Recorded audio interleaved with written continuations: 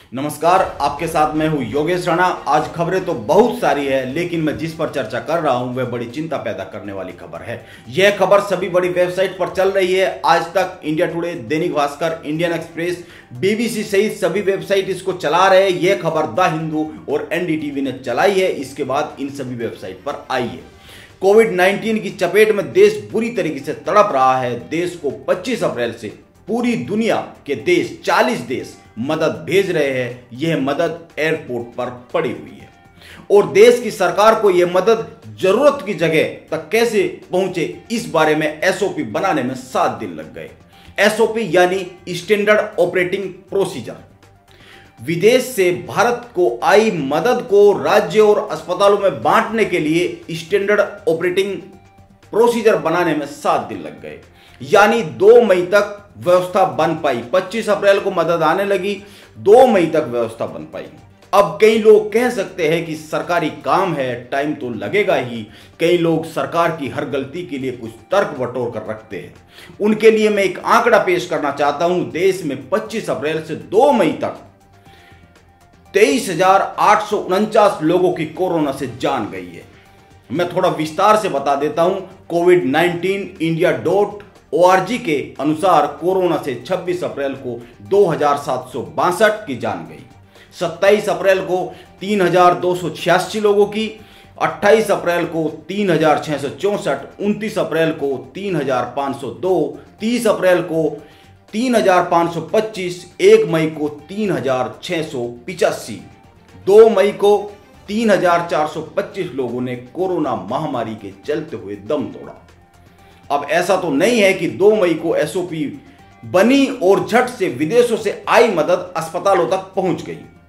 अब 3 और 4 मई के आंकड़ों को भी शामिल करें तो 3 मई को 3,549 और 4 मई को 3,786 लोगों की जान गई है, यानी 2 दिन में 7,335 लोगों की जान गई है। यह कोई हवाई बात नहीं हो रही है। इस पर और थोड़ी डिटेल में बात करेंगे, लेकिन मैं ये कहना चाहता हूं कि अगर 25 अप्रैल को ही एसओपी बन जाती तो इन 30,000 लोगों में से बहुत लोगों की जान बच सकती थी।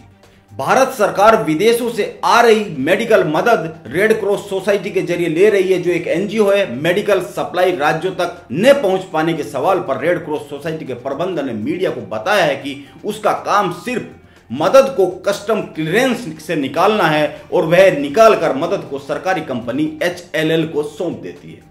वहीं HLL कंपनी का कहना है कि उसने मीडिया में बयान जारी किया है। मीडिया के लोगों ने जब उससे पूछा है, तो मीडिया ने पूछा है तो उसने जवाब दिया है उसका काम केवल मदद की देखभाल करना है। मदद कैसे बांटी जाएगी, इसका फैसला केंद्रीय स्वास्थ्य मंत्रालय को करना है और केंद्रीय स्वास्थ्य मंत्रालय हर्षवर्धन जी देखते हैं। और हर्षवर्धन जी ने हाल ही में दिल्ली सरकार को कहा है कि वो अपने ऑक्सीजन बांटने के तरीके को सुधारे। उनका खुद का तरीका बिगड़ा हुआ है, वो दूसरे के तरीके को बता रहे, सुधारने की सलाह दे रहे।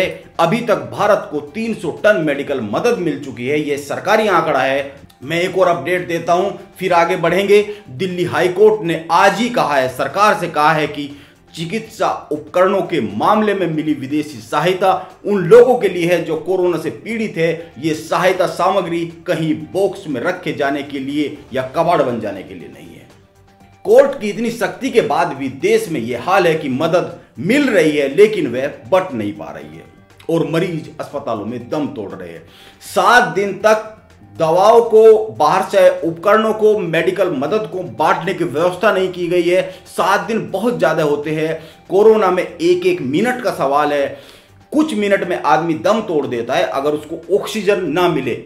मैं फिर, आप किसी भी वेबसाइट पे जाइए, इंटरनेट सर्च कीजिए, विदेशों से बहुत सारा सामान आया हुआ है। उसमें ज्यादातर सामान, दवाइयों के साथ साथ ज्यादातर सामान वो है जो ऑक्सीजन इक्विपमेंट है, उपकरण है, ऑक्सीजन बनाने की मशीनें हैं, प्लांट है छोटे छोटे।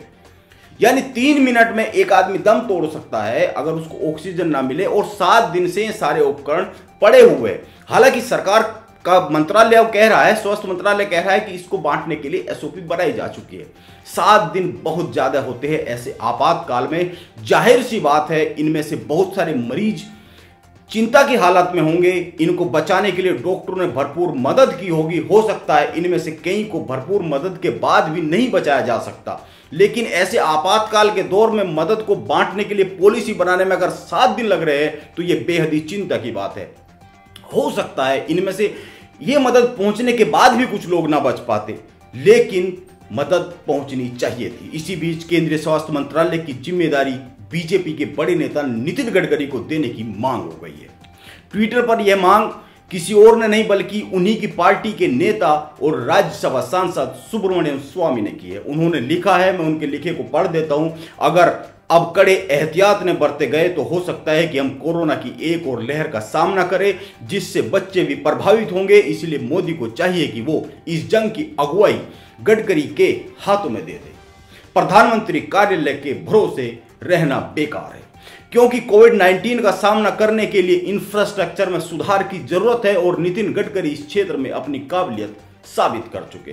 हालांकि ट्विटर पर यह ट्रेंड भी चला है बाद में, और कई सारे लोगों ने सुब्रमण्यम स्वामी से सवाल भी किया है। सुब्रमण्यम स्वामी से एक सवाल यह भी किया गया है कि आप मानते हैं कि प्रधानमंत्री सक्षम नहीं है इसको काम को निपटाने के लिए, बांटने के लिए? तो उन्होंने इसका जवाब भी दिया। उन्होंने कहा है कि ये सक्षम और असक्षम की बात नहीं है, ये जिम्मेदारी का मामला है। गडकरी को जिम्मेदारी देनी चाहिए। चलते चलते यह बताना जरूरी है कि आज केंद्र सरकार ने कोरोना की तीसरी लहर के बारे में भी चेतावनी दी है।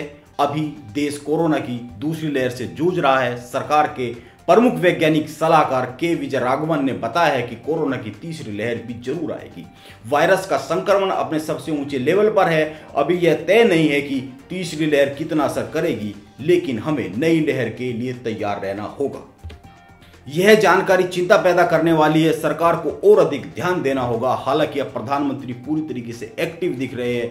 उनके एक्टिव होने के बाद भी यह हाल दिख रहा है, सिस्टम में खामियां है, गड़बड़ियां है। यह हाल तो तब है जब प्रधानमंत्री नरेंद्र मोदी खुद कह चुके हैं कि मेडिकल इमरजेंसी वाली सप्लाई का कस्टम क्लियरेंस जल्द से जल्द किया जाए। लेकिन सरकारी सिस्टम को भी एक्टिव करना होगा, यह बहुत जरूरी हो गया है। नमस्कार।